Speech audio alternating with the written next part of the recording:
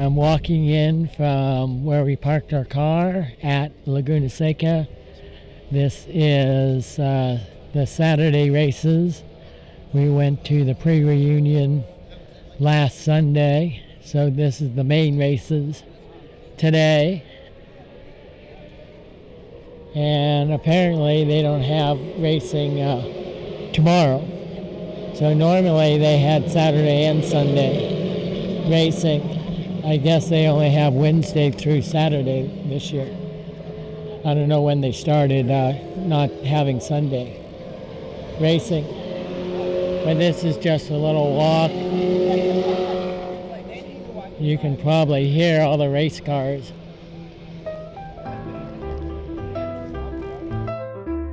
We are walking into Laguna Seca racetrack on another wonderful day in Monterey. Racing around an 11-turn racetrack and a 3-story drop from the corkscrew. Just listen to the roar of the engines while the cars burn up rubber on another great day to go racing. Just listen to the cars warming up their engines before heading out to the track to go racing through the countryside. Rolex Monterey Motorsports reunion. What a rich 50-year history of racing. Classic cars around the historic Laguna Seca racetrack. Rolex Monterey Motorsports reunion. What a rich 50-year history of racing. Classic cars around the historic Laguna Seca racetrack. Rolex Monterey Motorsports reunion. Started back in 1974 with a dream to preserve the heritage of classic race cars. Racing starts with the turn of the century. Ragtime racers in 1960s, Corvettes and Mustangs, plus classic race cars like Le Mans Series, race cars and Can-Am cars, just to name a few, plus classic cars from the 1930s and 50s will also be there to join the crew. The rumble of the large piston engine just makes my day in Monterey. It's another nice day to go racing at the historic 11-turn Laguna Seca racetrack. Up the hill and down the 3-story drop from the corkscrew and roaring up the straightaway, then slowing down to go around Andretti hairpin on another nice day in Monterey. Another nice day to go racing. Just listen to the roar of the engines as the cars tear through the countryside. Another nice day to go racing. Just listen to the roar of the engines as the cars tear through the countryside. Another nice day in Monterey. This is all pretty new. This is the Smith walkway where they can take the carts, large-size golf carts that take you if you want to ride up to where your car is. So this is fairly new part of the Laguna Seca facility.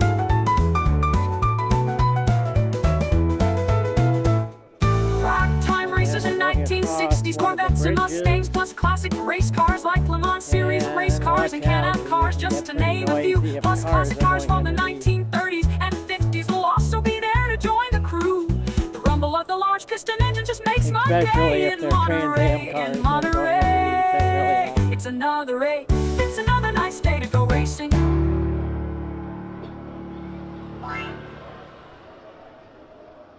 It's another nice day to go racing at the historic 11-turn Laguna Seca racetrack. Up the hill and down the 3-story drop from the corkscrew and roaring up the straightaway, then slowing down to go around Andretti hairpin on another nice day in Monterey. Another nice day to go racing. Just listen to the roar of the engines as the cars tear through the countryside. Another nice day in Monterey. In Monterey.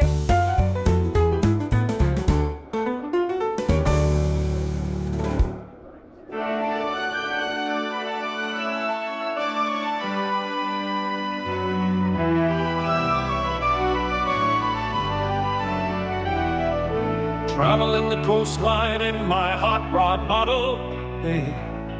It's a great sunny day in Monterey. The wind in my hair and smell of the ocean breeze makes my day in Monterey. I am off to get coffee and a bite or two.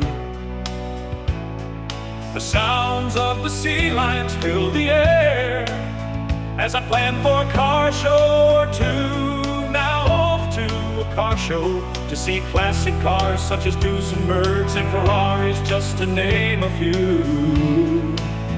It is a wonderful place, Monterey.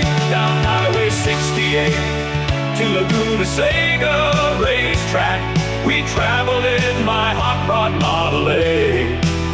We'll be going to see classic cars in action, and you just hear the roar of the engines as we get closer to the racetrack near Monterey, rolling up the hill and down the corkscrew.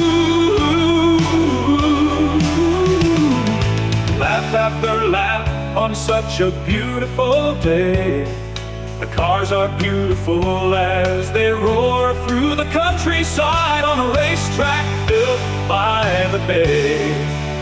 We say farewell to a great day of racing as we end our day back at the pier where the sea lions fill the air. It is another great day in Monterey Bay.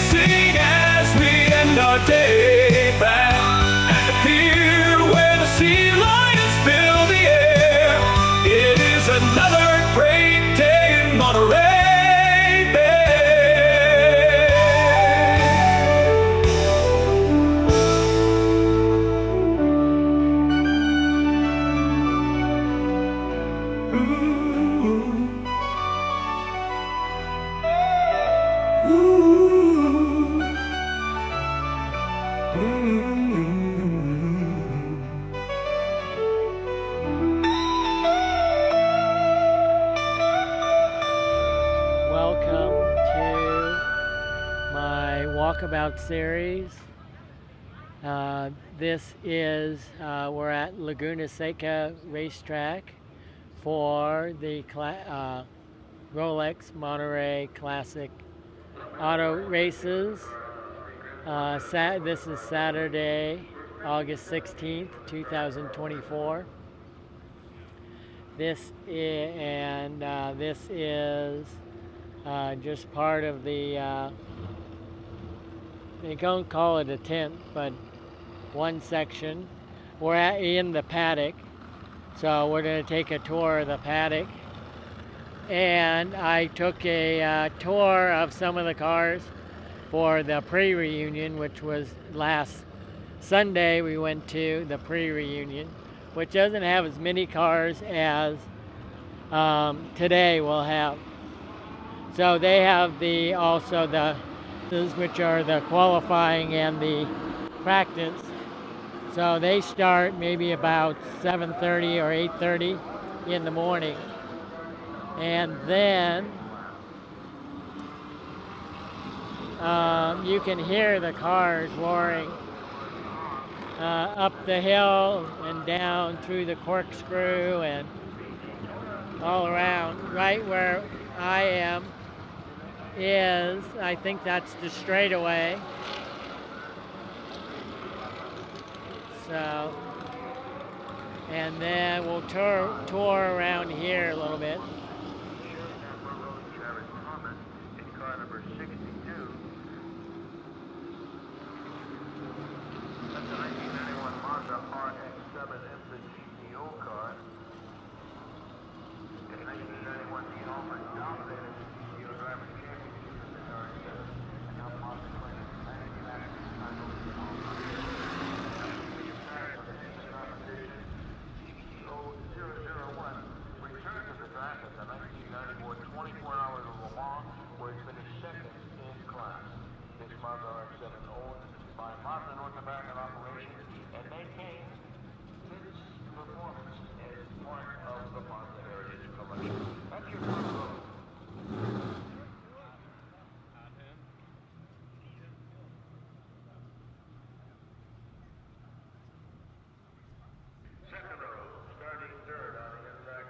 Nice D-type. These are both D-type Jags. And that's another Jaguar. Looks, maybe it's a Jaguar.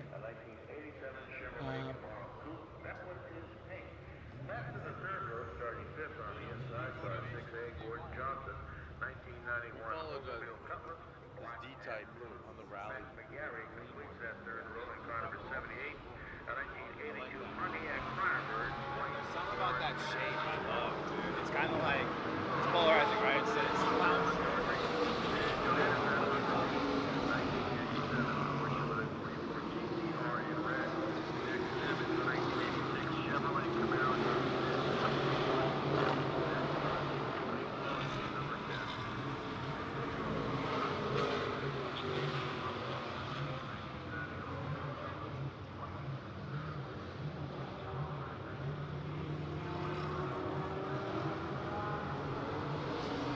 This is a 1962 Cooper T61 Monaco Mark III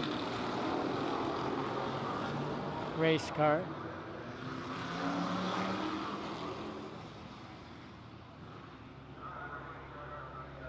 And this one is a 1962 Lotus Type 19, chassis number 951.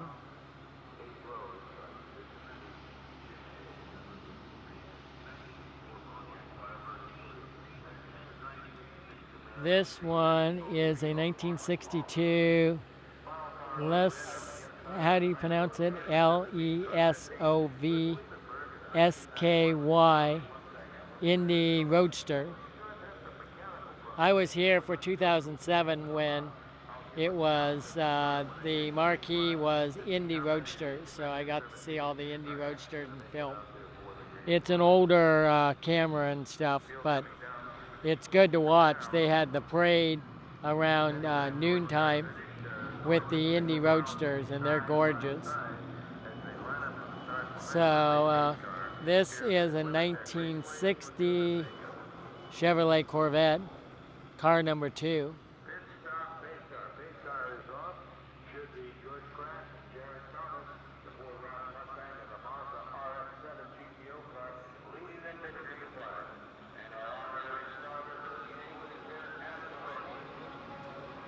This is a 1956 Maserati 250F, chassis 2525.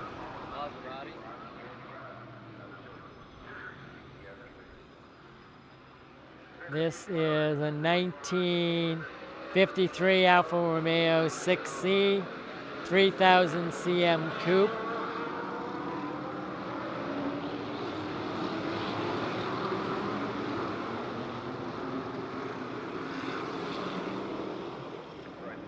Then we have a Jaguar, 1954 Jaguar XKD. I think they're known as the D-type.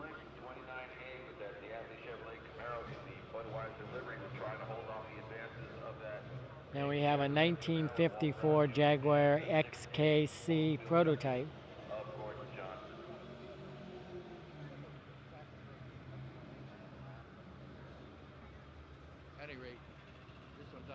And then this one, yeah, it's a 1953 Allard J2X.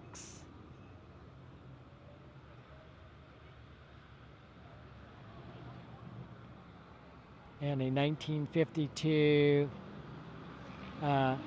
Cunningham C-4R.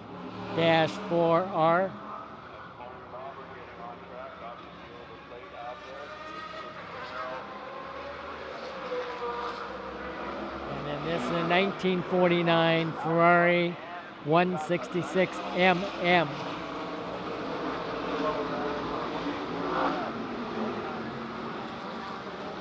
And then next is a 1935 MG PA/PB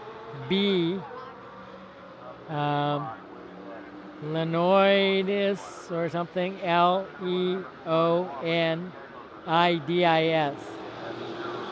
Leon something.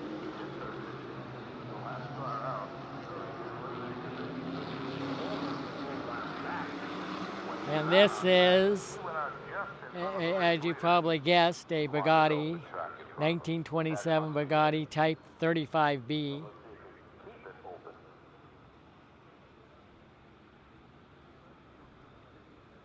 And this is a 1926 Miller 91 Perfect Circle Special. Pack of people barking on his heels.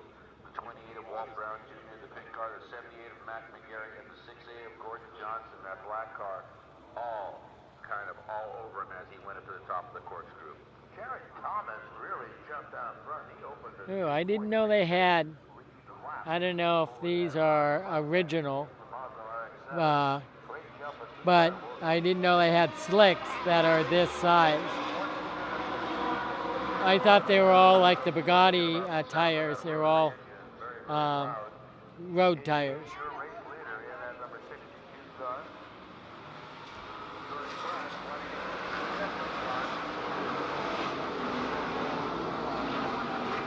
And this is a 1927 Bentley 3-liter.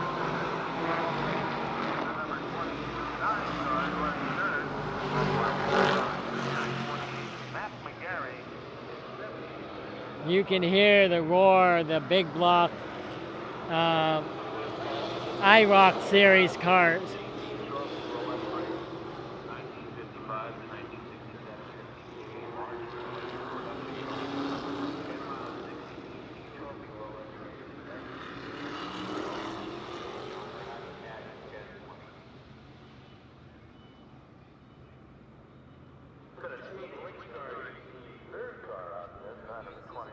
This is a 1925 Ford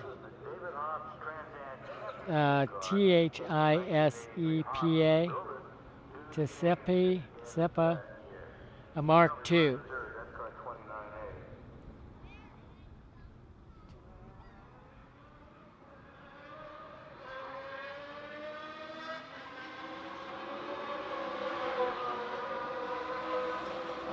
Oh, you can tell the high revving engine, so that's like maybe some of the Formula One or IndyCar series cars.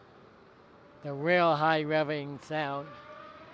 You can hear the IROC has a real low rumble, which I like.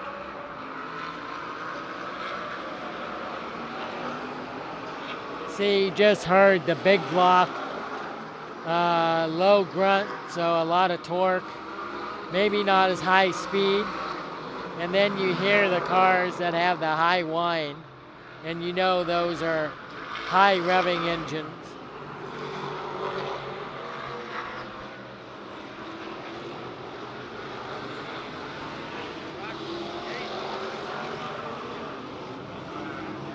about the lead that 62 Jared Thomas has over him. Hopefully it hasn't got by him. Lane 29A is Yeah, now we're going to come down here and do a walkthrough for these cars if I can get around the crowds.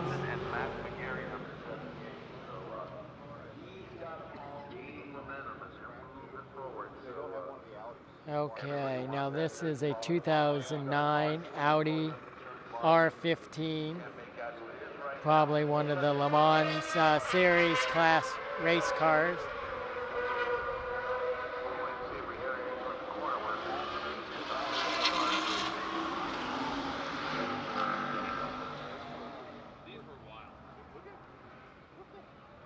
And then this one is a 1999 BMW V12 LMR. It could be a Le Mans series car as well. All these are Le Mans series.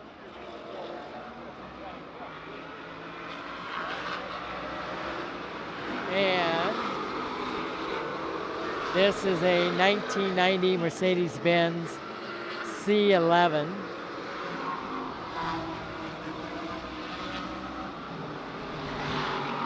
Now we have a 1988 Nissan GTP ZX-T.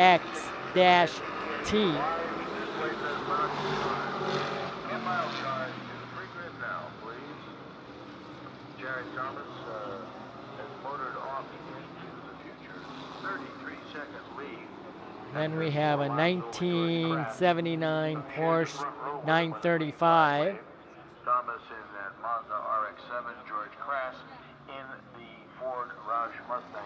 And then this one, 1978 Lotus Type 79. Number 29A, David Tom's championship-winning car running in the third spot. He's followed by Octavio Tom in car 7 and Jimmy car number 53. Hagen and Pontiac Firebird, I think he had some problems yesterday. He started way back according to our grid sheet. This is a 1970 Ford Mustang Boss 302. He has now worked his way up into 5th spot. So keep an eye on him, and he is very close to Octavio Ray. And this Boss will have a really low sounding, loud engine in it. These cars all will have a higher revving sound engine. So 1967 Alfa Romeo Floron, Floreon, Tipo 33/2. Let me go around this way.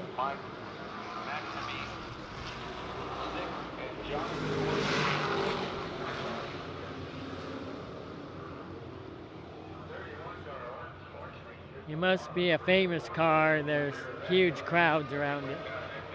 That's the next car, but I'll go over here to this car. Oh, yeah, it's a Shelby. As you can see, a Shelby Daytona. So it must be a famous one. This car is a 1963 Chaparral 2. So, except for in 2005, I haven't seen any Chaparrals in the Laguna Seca races. So that'll be nice if that races today. And this is, I probably won't get the exact name unless everyone moves out of the way. Let's see.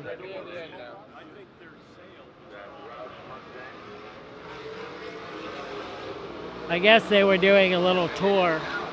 You could take a little tour of the cars. And I'm going to go through here.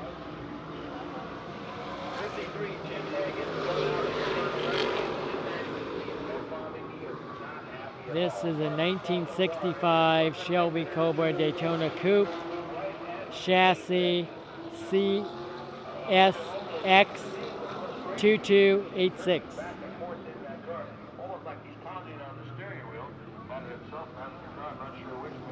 This is a 1966 Gunnery, G-U-R-N-E-Y,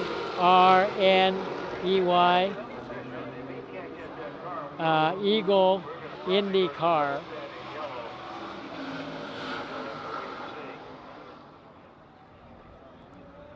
So that's all the cars here.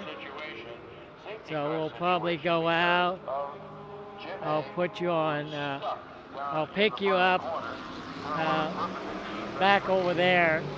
I'll pick up again. Okay, I just wanted to show you this is where the cars gas up with 110 octane fuel. I don't know if it's ethanol or exactly what type of fuel it is. There's ethanol and methanol and then I think regular gasoline. So normally your car premium is 91, 92 if you can find it. In California I can only find 91 octane. So this is 110 octane fuel. You don't want to run it long term in your car, but to go a half an hour racing, it's all right. It will degrade the inside of the engine a little bit. Okay, now we're over here. We're starting the main paddock. Yep, and always when you hear a rumble of the engine, you gotta find out if you're in somebody's race car's way, because they won't stop for anything. And they need to get out to the track, and because of all the crowds, you're kind of, you know, walk at your own risk. but still dogs are welcome. I wonder about bringing dogs here because of the loud noises. I don't think it would be good for their ears.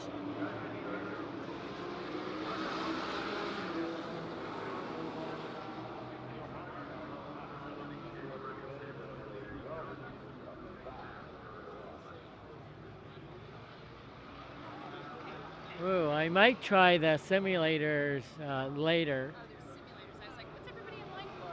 Okay, now I get it. But they're cool if they're accurate simulators. Yeah. I have just on my iPad and it's fun. I have to steer through the accelerometer on the iPad, which makes it a little hard.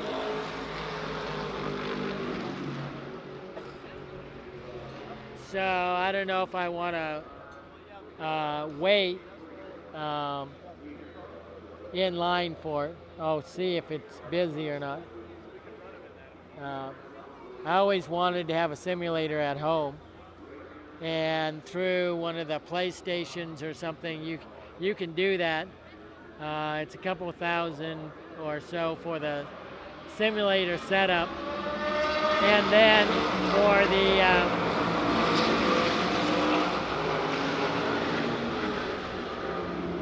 you can hear that. You can hardly hear my voice over the roar of the cars. I hope it doesn't overpower the mic.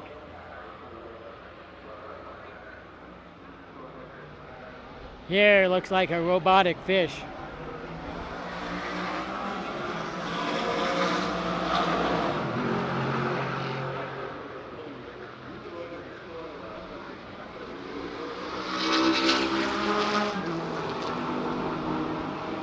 So, yeah, I might come back. They've never had the simulators before. I wanted to try a modern type simulator out.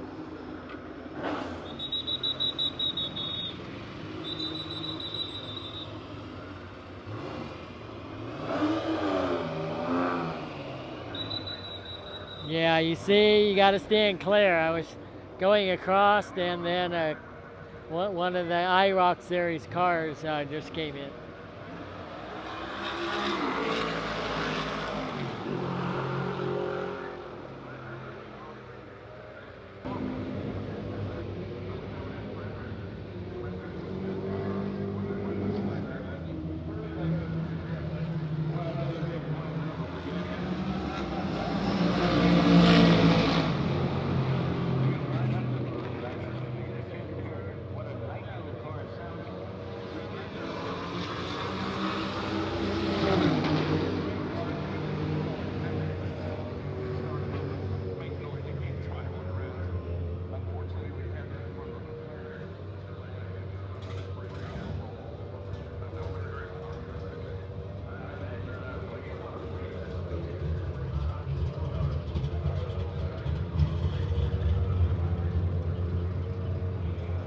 This is the ragtime group, they call it.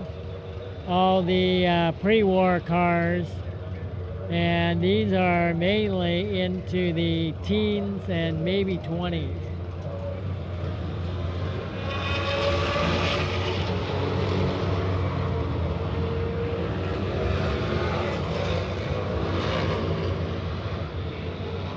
Man, those cars are loud.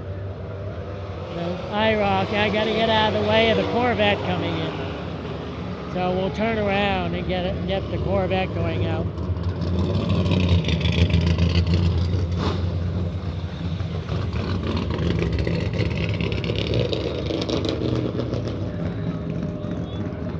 Okay, here comes, no. Well, here comes another one, another Corvette.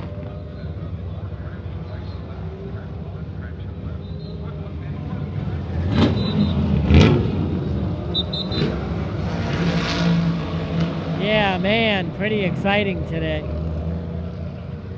Bob and I are just going to keep wandering Uh-huh. around. Don't forget your earplugs if you're in the... Yeah.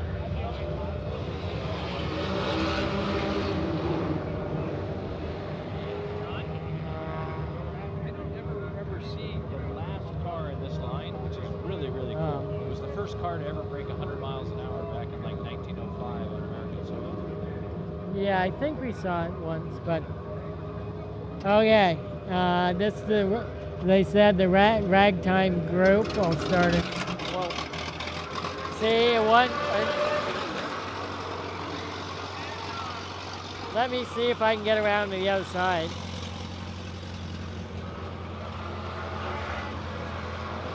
See, these cars sound great.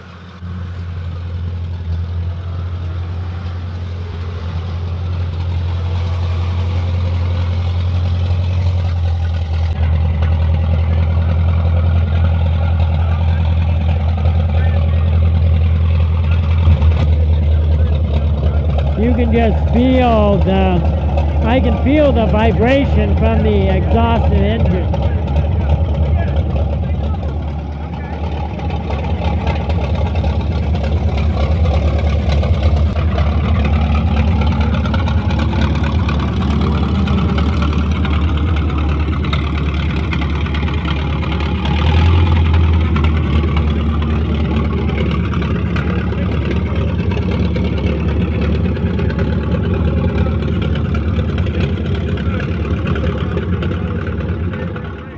These cars may not have high horsepower, but they have big, huge cylinders. So they really have a lot of torque on the low end torque. So they'll probably go in the range, maybe 60, 80 miles an hour maybe.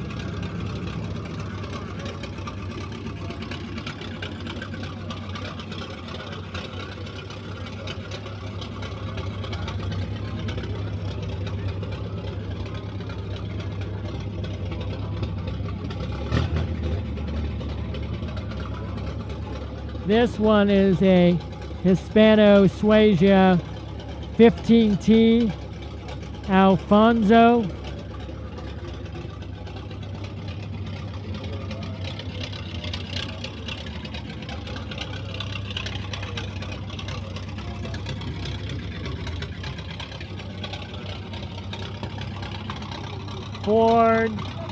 Board, B-O-A-R-D, track racer.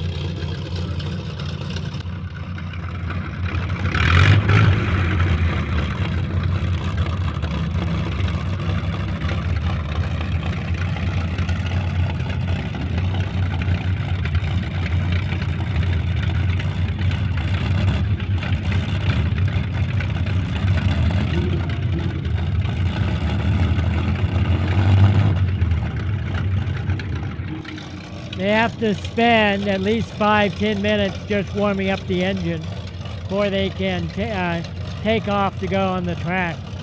They're probably one of the next couple car sessions to go out.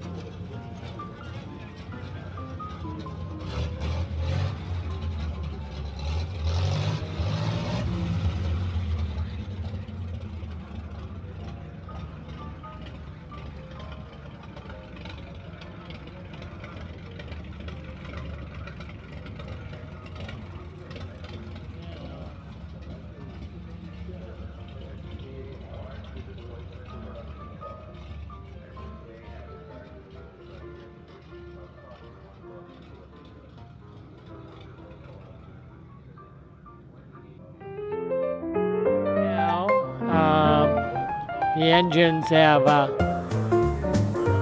quieted, so this is a pan. again if I didn't get it before. And then you see all the backdrop to make this a real scenic place for all the ragtime cars.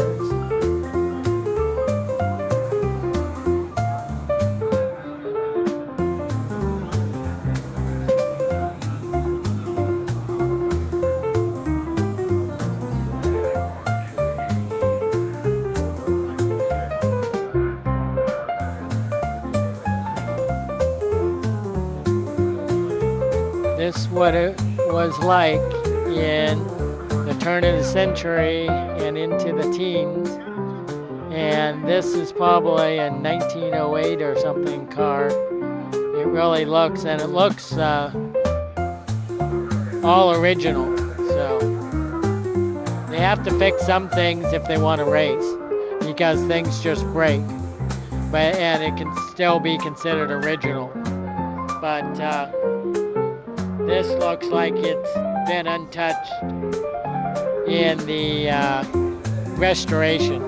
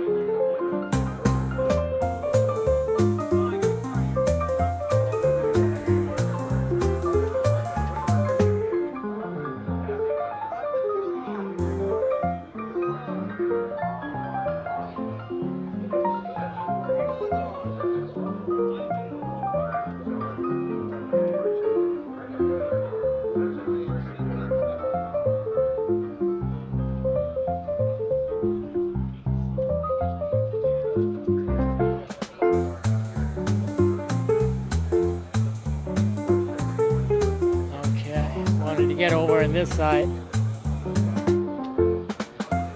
then I'm going to swing around.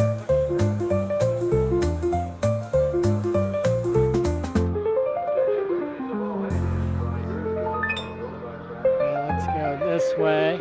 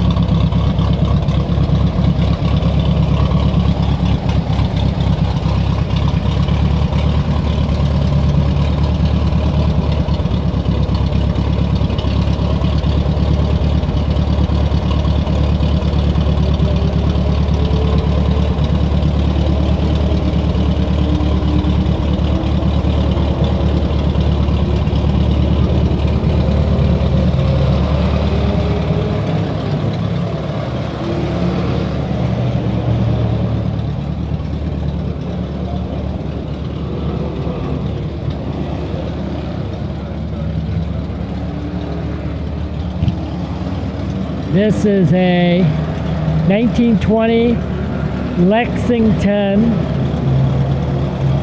Minute or something, M-I-N-U-T-E, Man 6.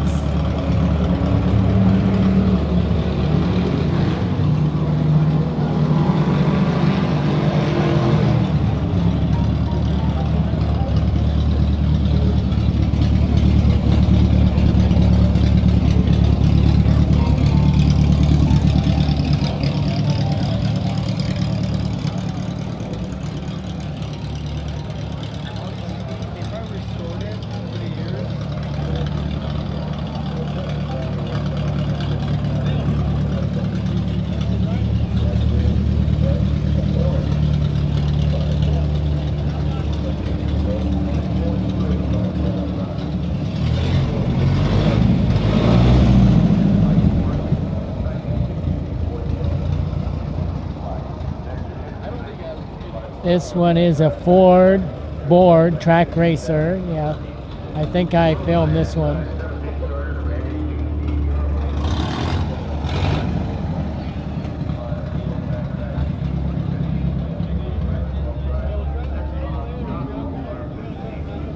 Wow, a lot of tubing.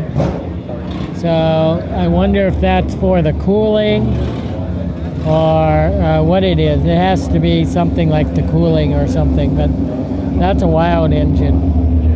I'm going to get a slow pan of everything.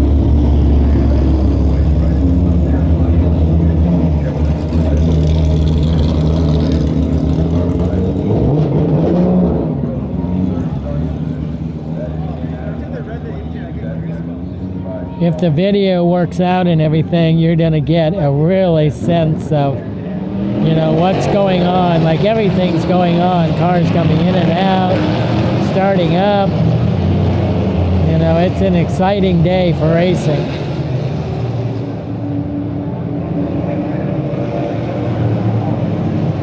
See all this tubing down here. It's gotta be for Freon or something. That's like my brother's boat refrigeration tubing.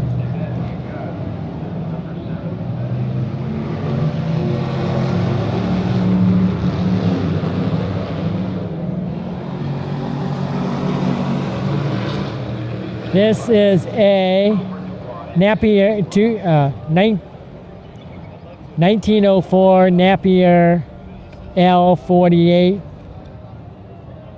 Samson Racer.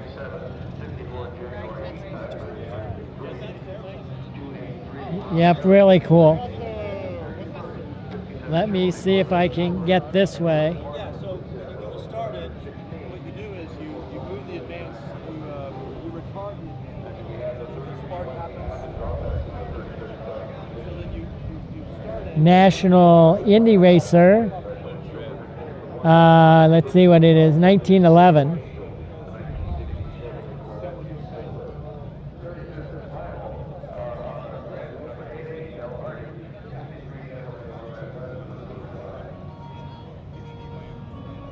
And 1909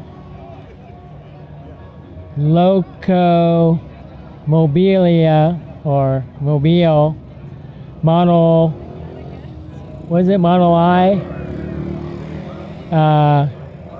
Cobe, C-O-B-E, Cup Racer. So it's L-O-C-O-M-O-B-I-L-E, Locomobile.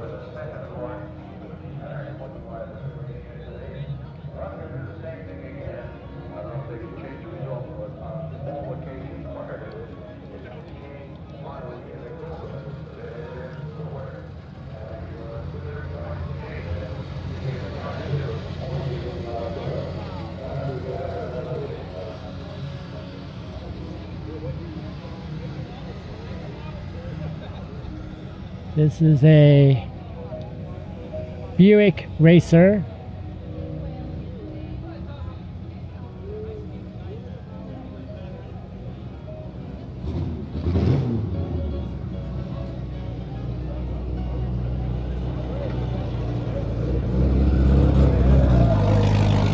Here's a Ford Racer Let's see what year. 1915. Now I'll go back this way.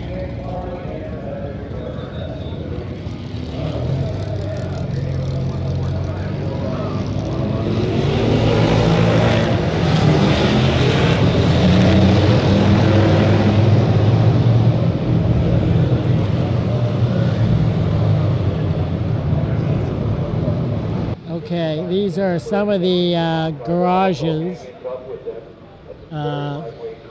As you see, not all cars have special garages to do their repairs and show off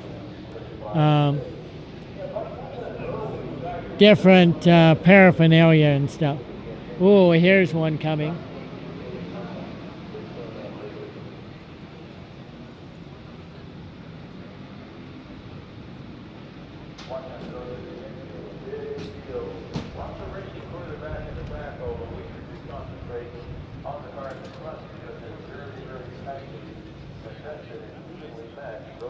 That was a big Le Mans Series car. Not sure exactly what year. I can probably guess. It might have been, I don't know, early 2000s or something like that.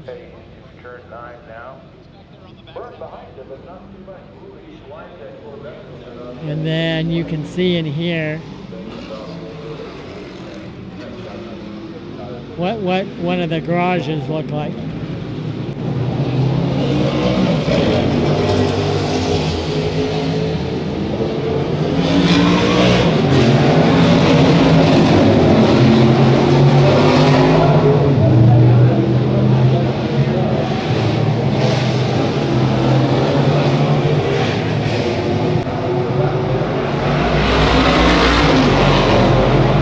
Then you see the big tool kits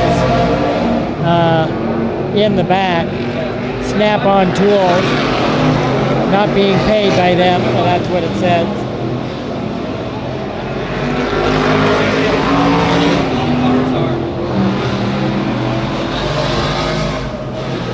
Nothing in my videos am I getting paid for. So just as a disclaimer, so I don't have to keep saying that.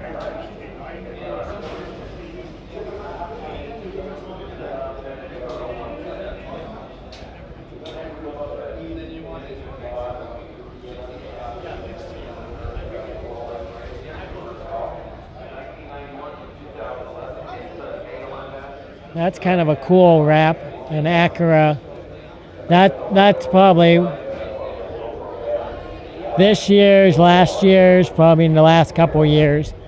Le Mans. This is the high-end prototype series. There's the P1, P2, P3, and a couple other, and then the GT class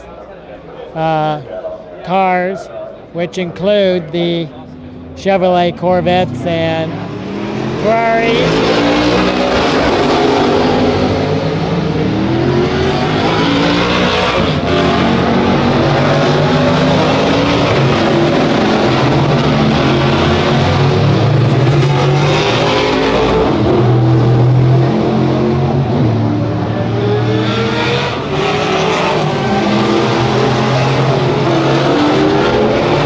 I gotta go and recuperate and put on my earplugs. Those were pretty loud.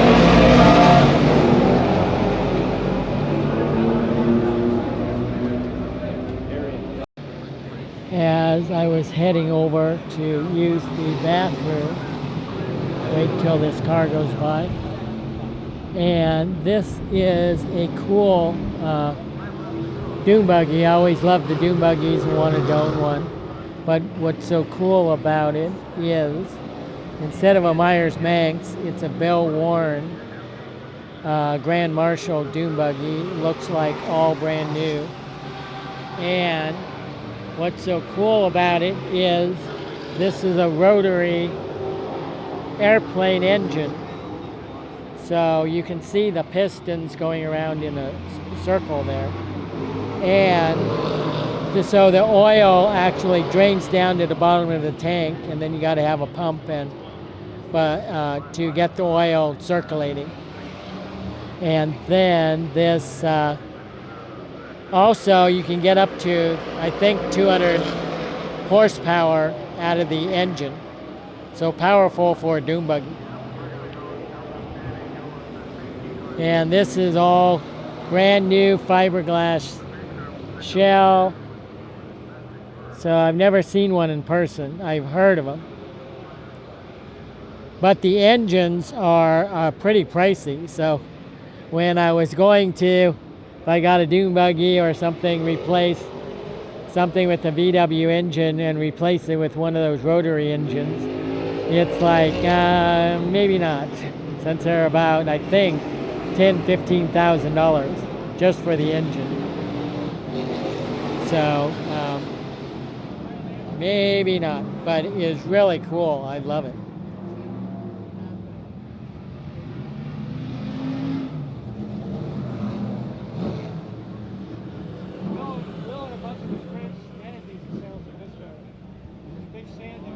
Yeah.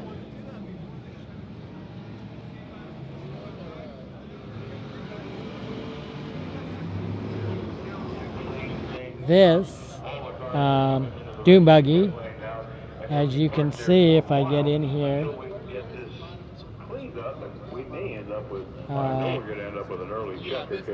says, as you can see, Carrera GT. And I think Carrera GT is probably what this engine was out of. And so I'm not sure what the specs are for the engine, but it probably has a good 100 and something horsepower. Maybe as much as 220. Let's see if I can.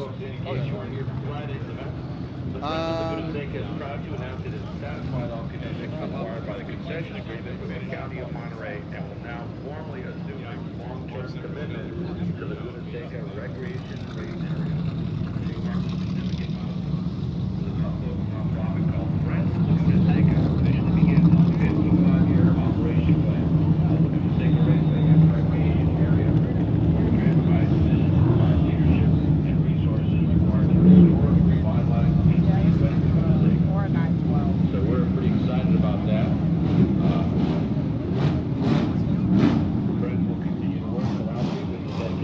As you can hear, some of the other race cars are coming back into the pits after being out on the track. So now I'm headed over still to find the bathroom. But there's just so much to see like today. I don't know if I've ever had it this busy.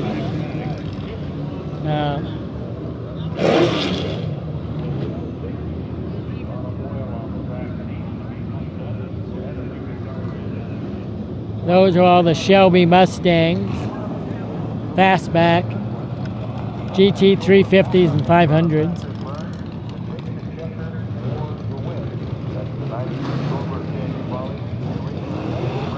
Corvette. Now you got a little closer up walk around view. Car number 91, followed by 6 Corona and 161. 8 is Matt Johnson in car number 6. 9th, Rob Walton in the number 10 Cobra, and Gilbert on team in car 110. Completes the top 10 on the finish with a Hey folks, this is a 10-minute warning. Motorsports North America's and allies of women in the industry join us. For a photo shoot with the incredible women. That sounds pretty good for a Jaguar. Jaguar, it's usually 4.2 liter V6. I'm sure they modify it a little bit, but they have to keep it relatively stock. So they can do tuning, and maybe they have different carburetors within the spec, whatever the spec for the car is.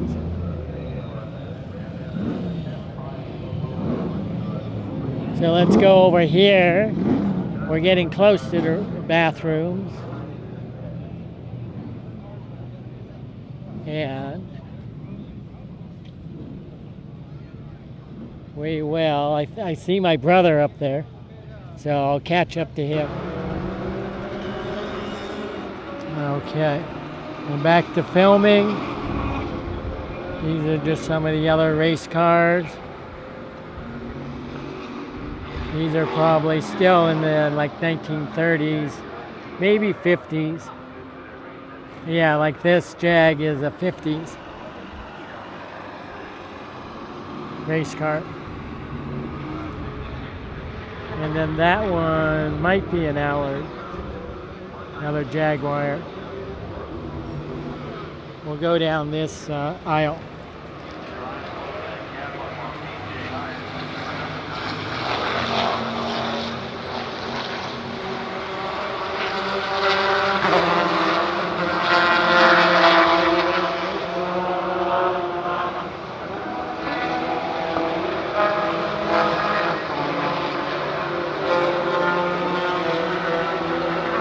Another Jaguar.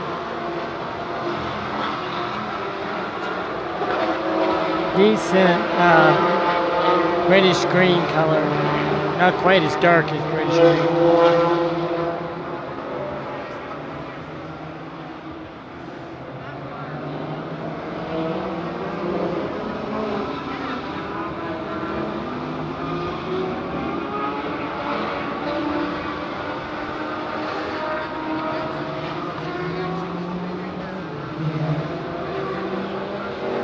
Datsun.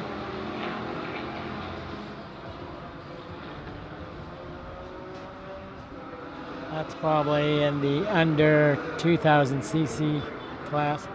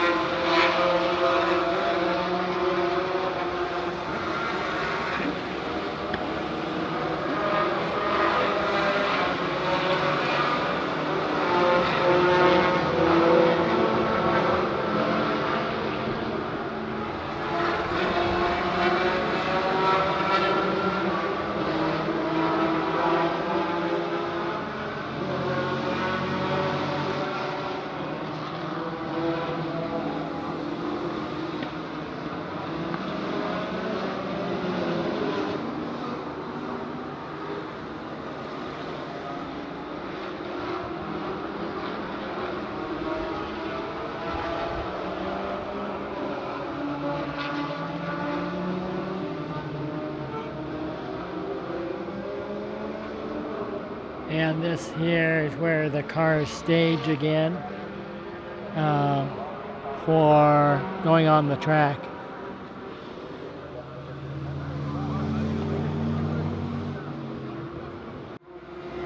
Here's just a view of the tail end of the paddock. So we're coming up to the end.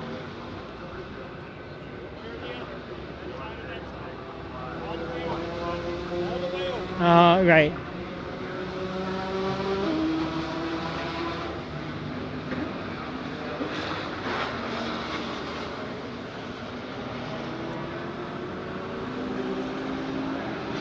Let's go over here. Here's some of the big block cars. SCCA series racing car.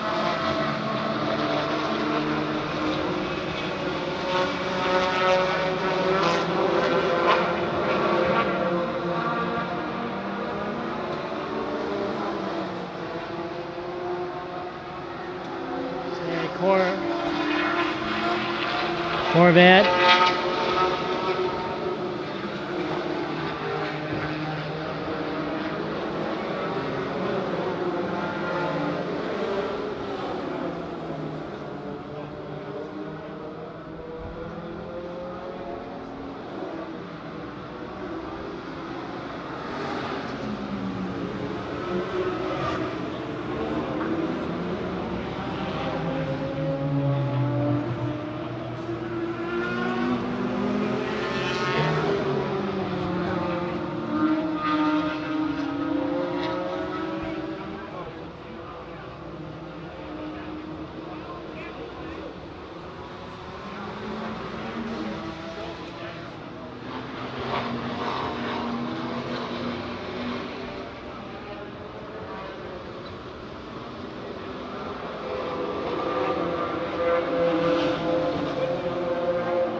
This is one of the Mustangs.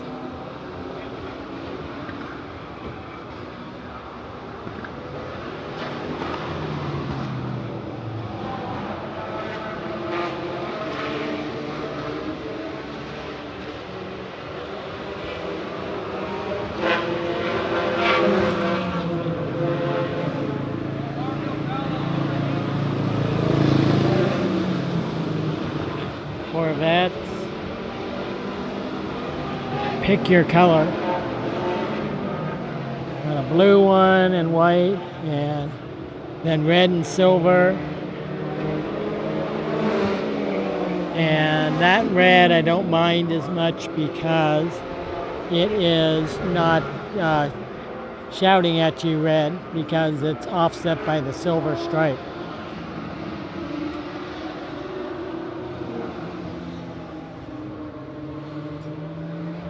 Then let's see what's down here, but I'll probably go back the other way a little bit to the more the beginning of the paddock.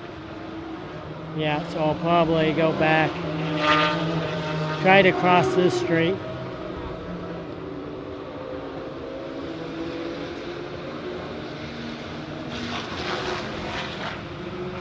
And let's see what's down here.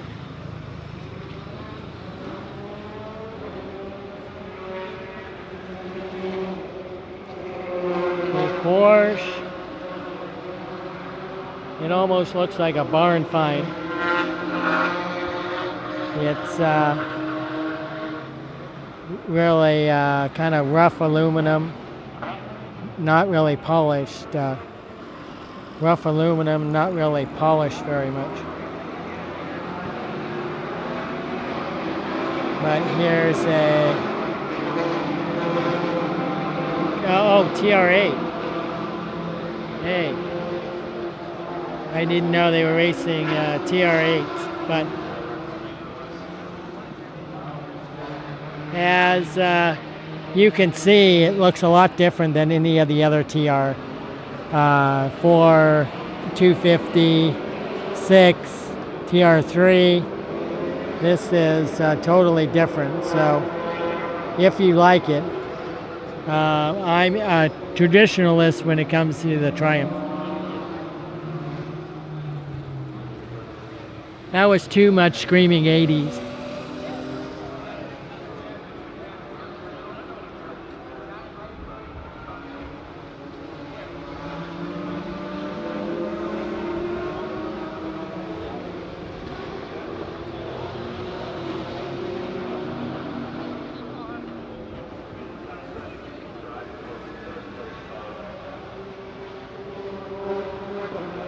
Cortina.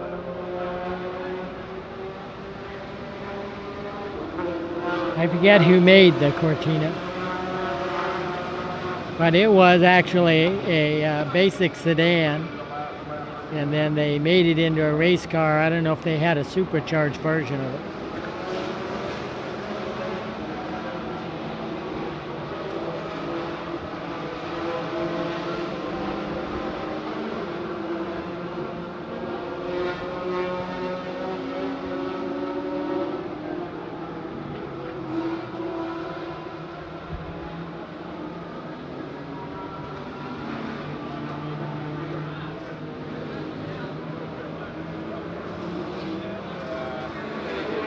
After that, selling halogen light.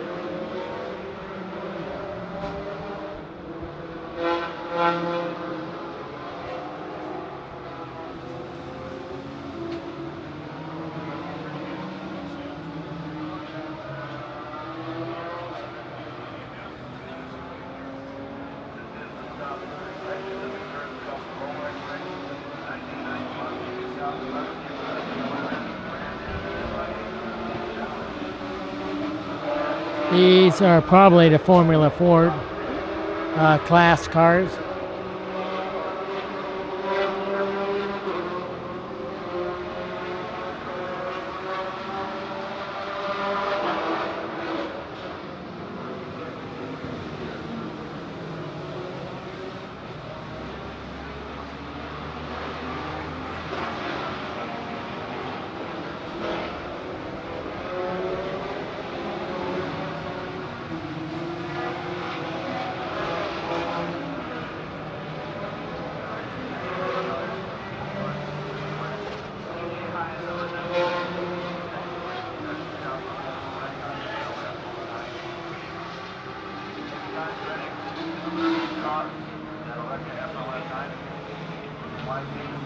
Travis Aiken, number 2, taking the fourth position.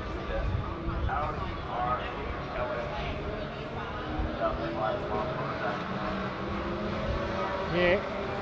Here I'm going to show the suspension. That is the 2014 S7R.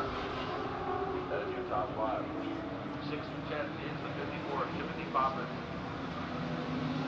That is the 1955 Porsche 992. Followed by Mac Morris, number 17, 2010 Porsche 997 RSR. Lauren Biggs, number 145, 2004 Porsche 996 RSR.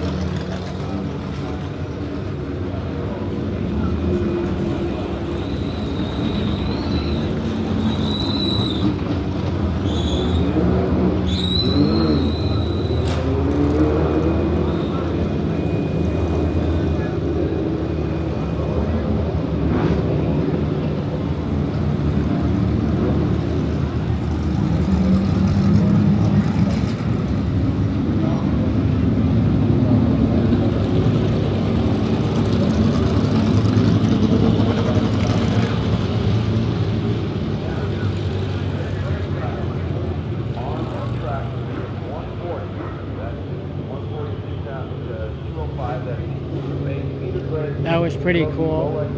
They were either exiting or entering the racetrack. I think exiting the racetrack. Meanwhile, in 9 minutes, we're going to have the ragtime races. These are cars well over 100 years old. They are very difficult to work away from the fact that nobody has parts for this. Everything has to be manufactured. Here, you have to see where it's going, that car. So I'll stay over here for a second.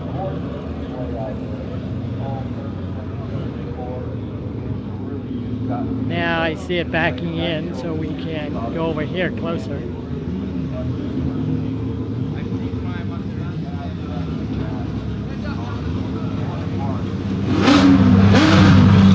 You see how I really had to get out of the way of that one.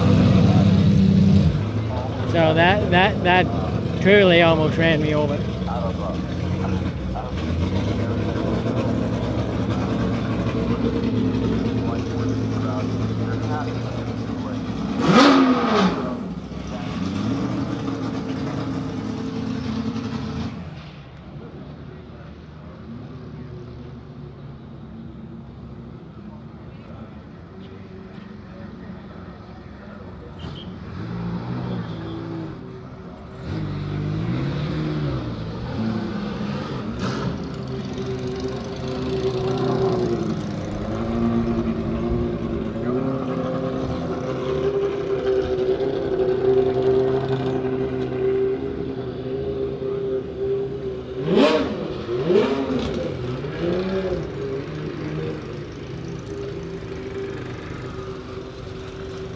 Make a dash run to the other side before I get hit by a car.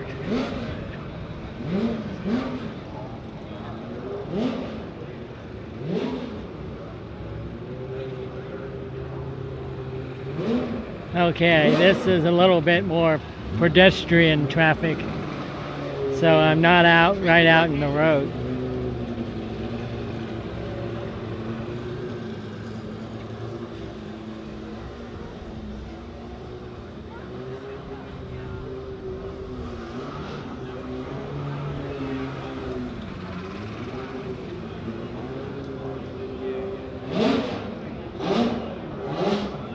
Go down at least one aisle or two more and then go over.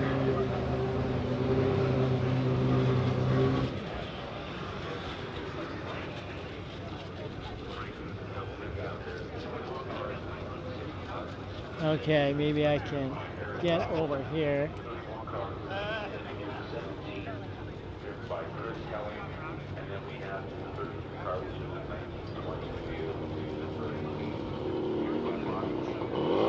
Go down this aisle. I haven't seen all the mini Coopers, and mini in more than one sense of the word.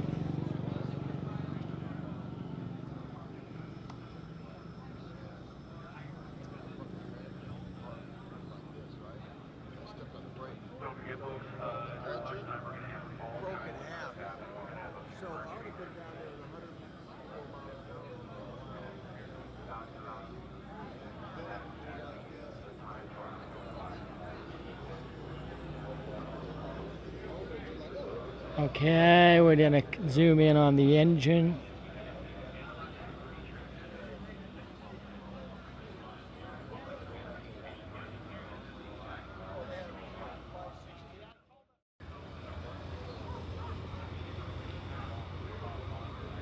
Okay, that's a nice, I think it's a Lotus 7.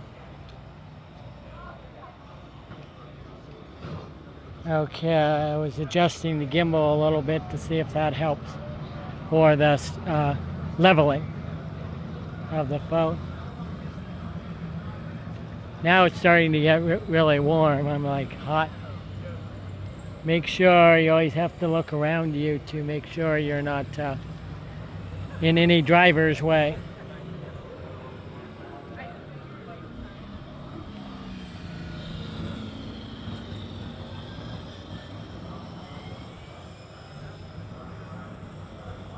Yep, that was kind of similar to the station wagon we had growing up.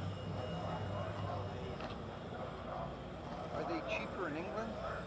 Ours was like an Esquire or something. That's a Mercury Grand Marquis. That was probably the highlight of the whole show, right? That view of those.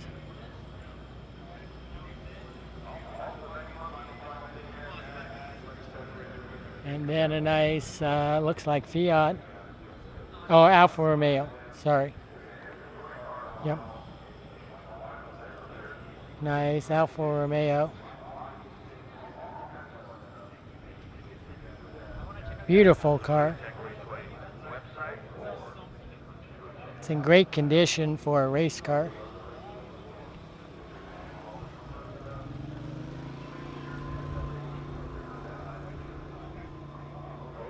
These won't have as high horsepower, but they'll go around the turns like almost flat out. So they take the turns fast when you have a light, nimble car. That's what the minis, maybe not the highest horsepower compared to the Mustangs that they sometimes race against, but they do take the corners so they can pick up the speed that the Mustangs can't do in the S curves or the corners. They can go pretty much flat out the minis.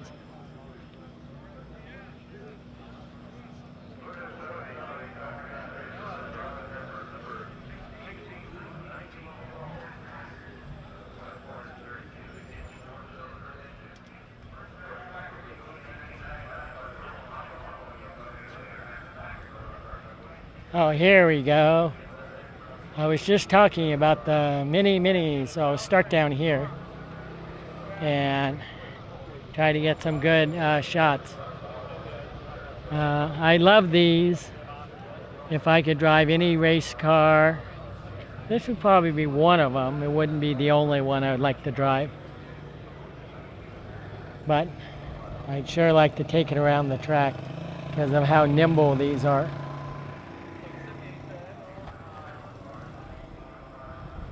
And I don't know if it gets to scale very well, but man, these are the tiniest of tiny cars.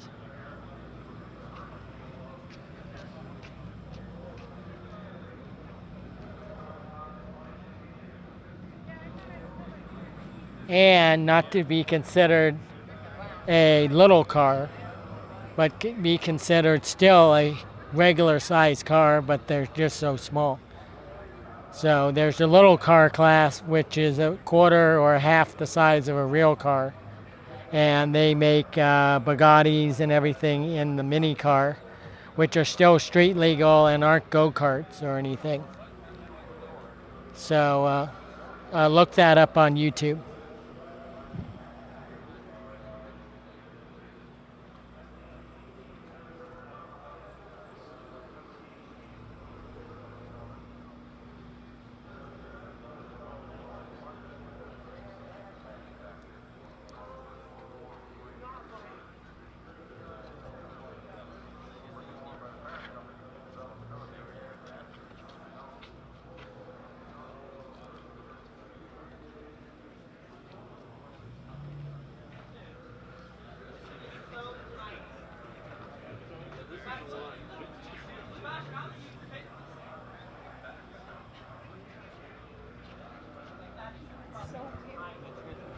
They didn't have staged, I don't believe before, to see the actual engine outside the car.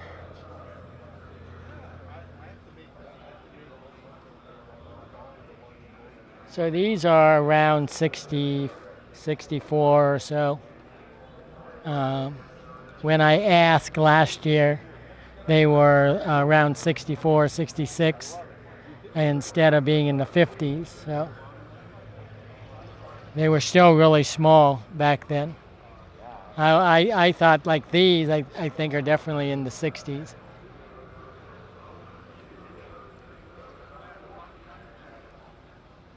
And now you can see the engine straight up here.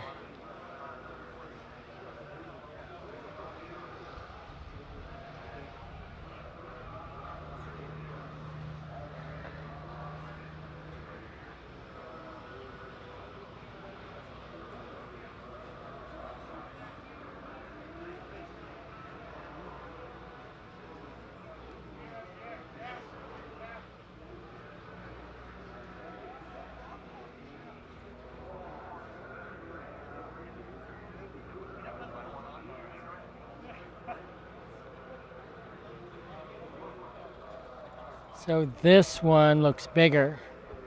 You can tell by the back. It looks a little bit bigger. Not by much, though.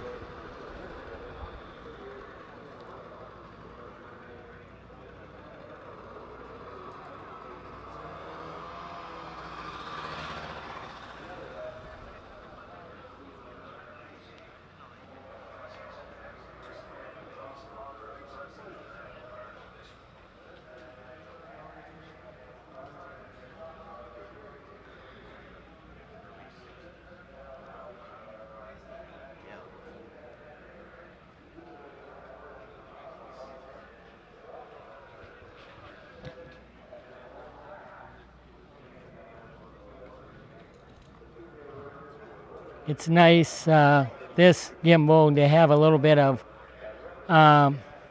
extension on it. So like a selfie stick extension plus having the nice panning and controls on the handle.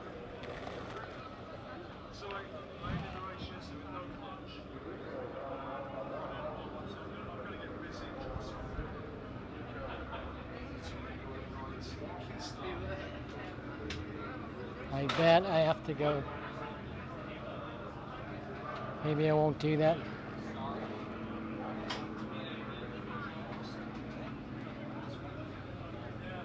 I was going to try to get the back side of the Mini, but I decided, well, I could probably make it, but I didn't want to do that.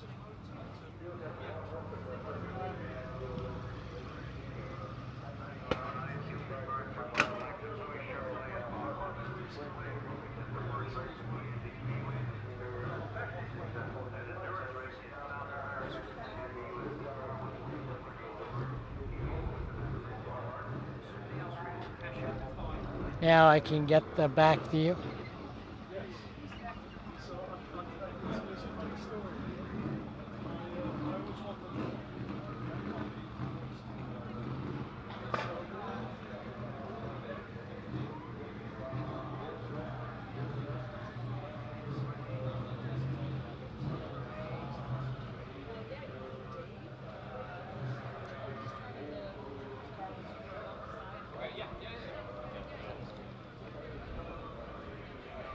Okay, I don't want to walk through there.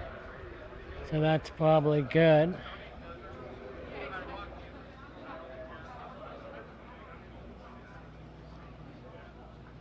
I'll walk back this way.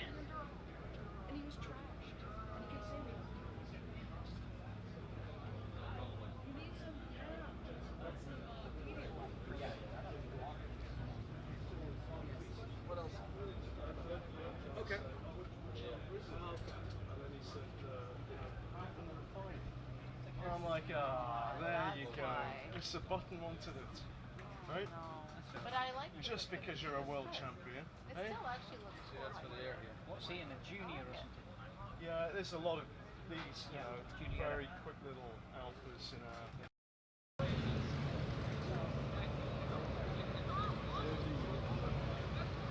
Okay, we'll see if it's too hot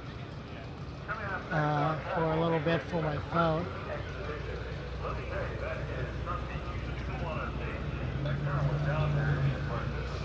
So I've done a lot of filming, so if I don't get much more done, it's not too bad.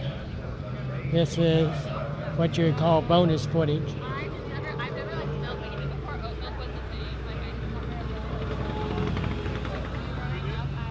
Oh, that little whatever car transport thing had an actual engine in it.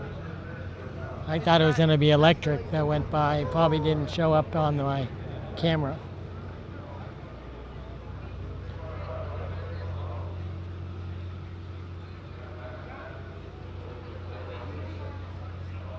Another Shelby Mustang.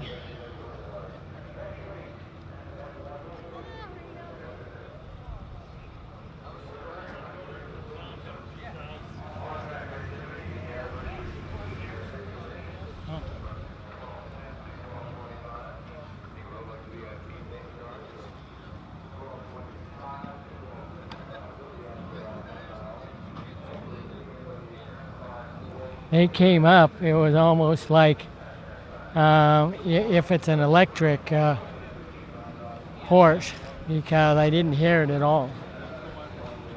So.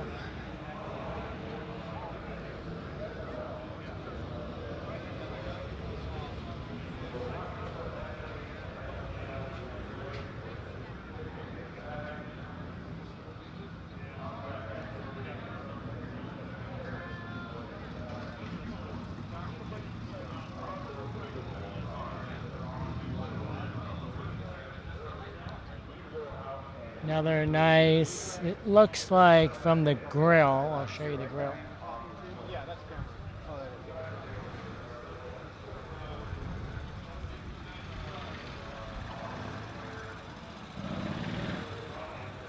there you go. It looks like it's not a 50s, so probably 60 through 62, maybe 60 or 61.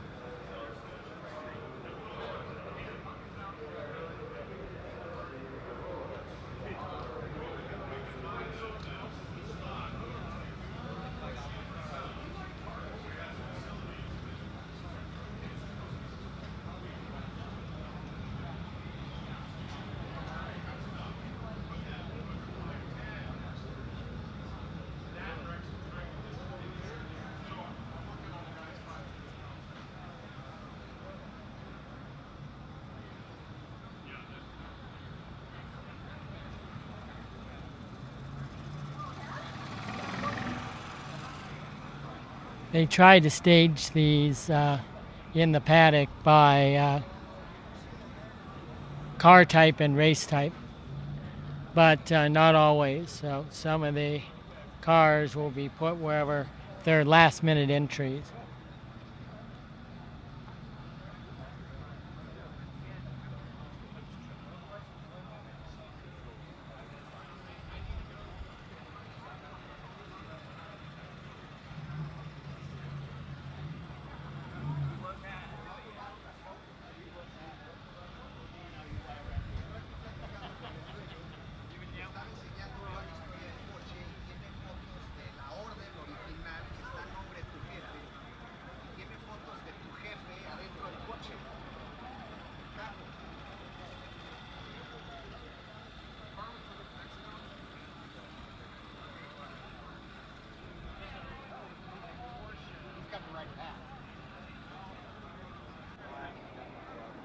Yeah, is this the Formula Ford class?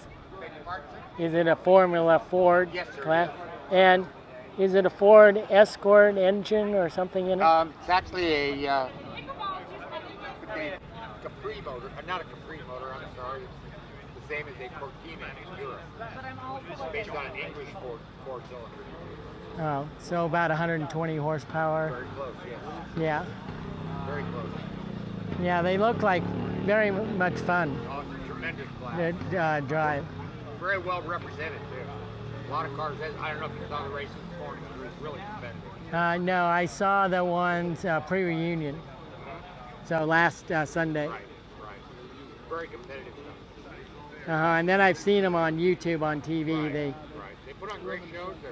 They're relatively inexpensive. Right. So I hear. Okay.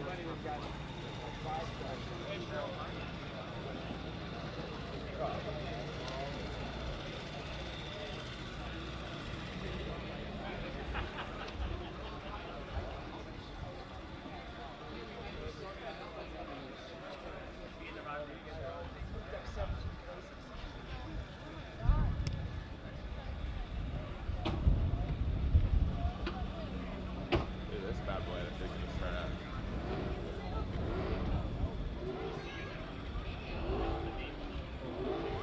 Right behind the back. Let's go this way. So the Ford Cortina, we saw a Ford Cortina earlier, and I didn't know a lot about it. But there you heard, because that's probably the same engine in the actual sedan Ford Cortina. So.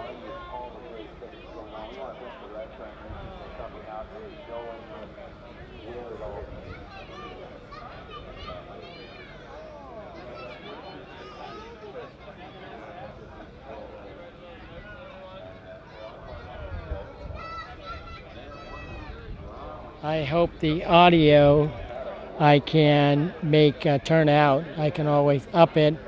I have pretty good audio processing on my iPad, so we'll see if I can make it work, because that was a good interview. Also one of our guest starters, Bill Warner, founder of the Amelia Concourse Elegance for 25 years now. Curly Hayward.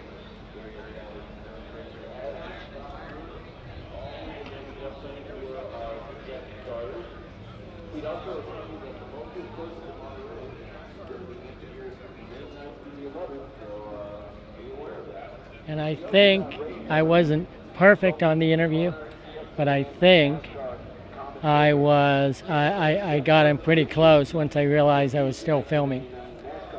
I decided to get him in the view point. As you probably saw, I had it down a little bit, then I decided to pick up a little bit. So that was nice. Honoree this year. She's made exceptional contributions to the world of motorsports, so we're going to talk to her a little bit too. They did their photo op earlier. That was at 11. It was Women in Motorsports and the Industry Allies who joined Lynn St. James and the WINNA members who stayed during the reunion.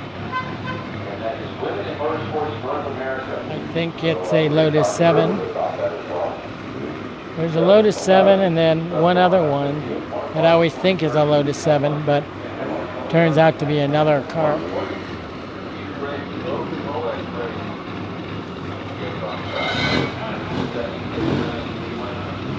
Oh.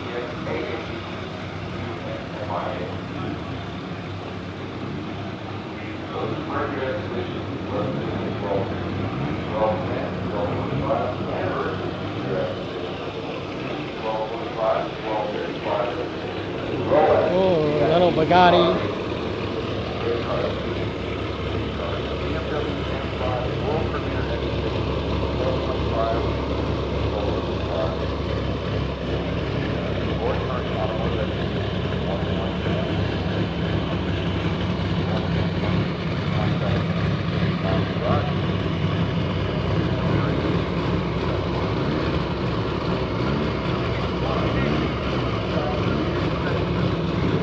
I love the Bugattis. they make a recreation, not a replica, a recreation of the Bugatti. Type 35 and Type 37 out of like Argentina.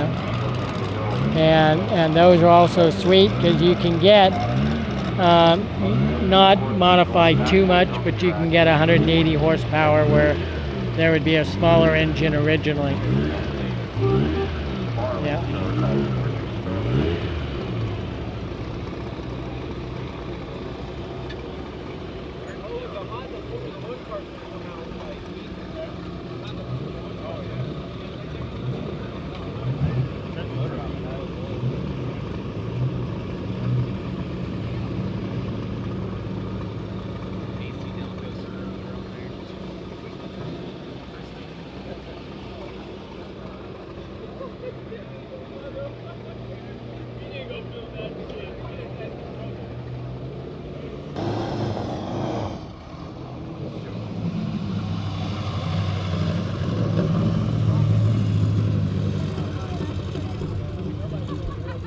That's the Indy Roadster.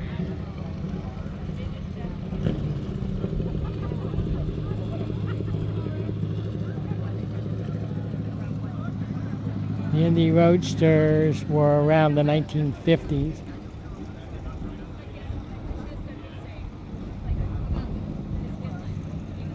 And the last of the front engine cars.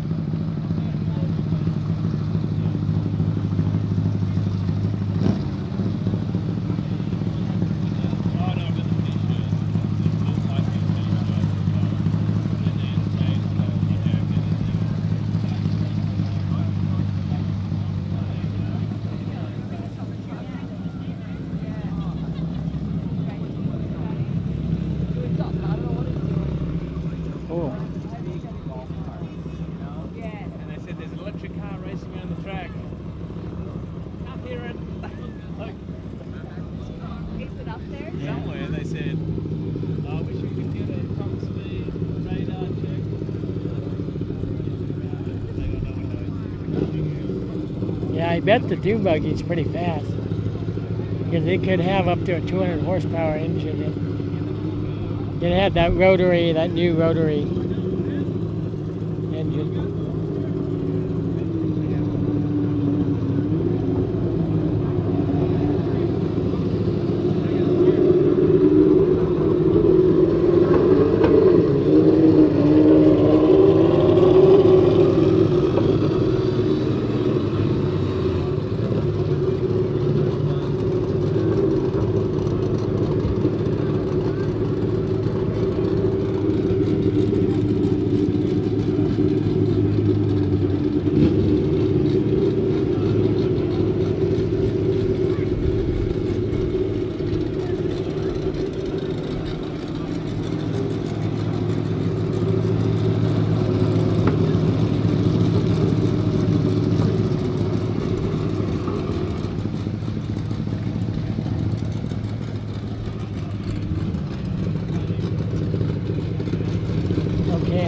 this is for parade laps because the marquee is 50 years of Rolex Laguna Seca Classic racing. So this is probably all the different type of cars they had through the 50 years.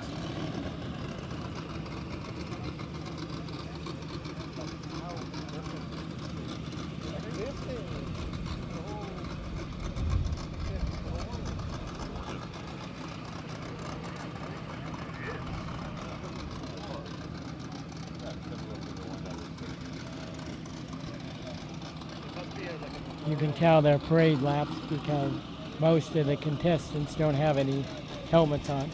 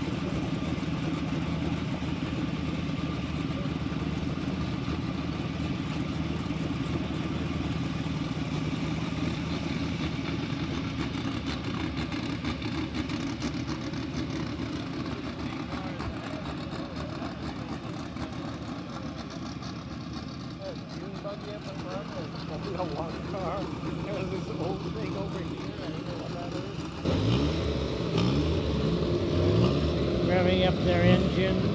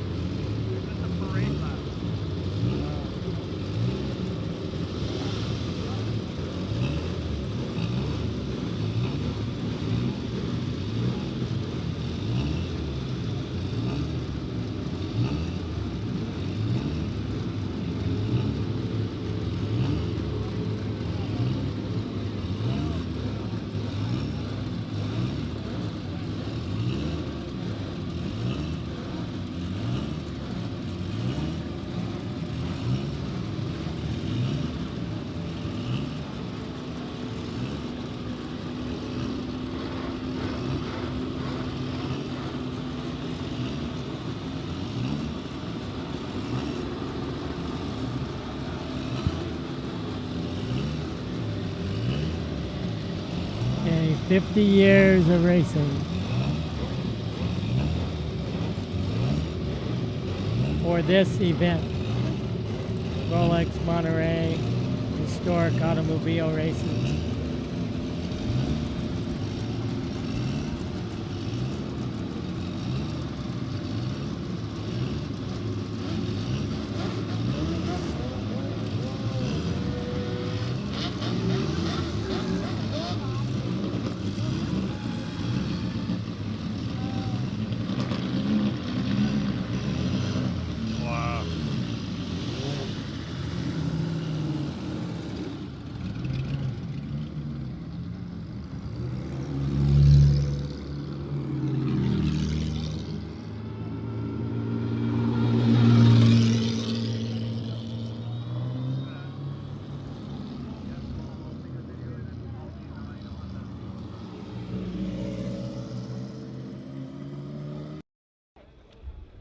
They'll do about 2 to 4 or so parade laps. And then, I don't know, since this Indy car didn't go with them. Oh, it looked like it couldn't fire up. Too bad, because those are gorgeous cars. Oh, now it fired.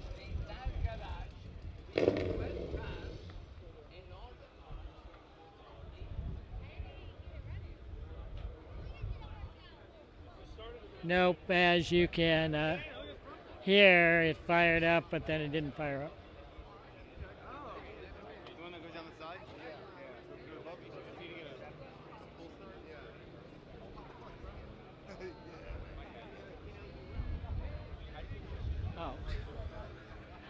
Are they gonna tow it around the track? I don't know. They're gonna try to get it fired, I guess.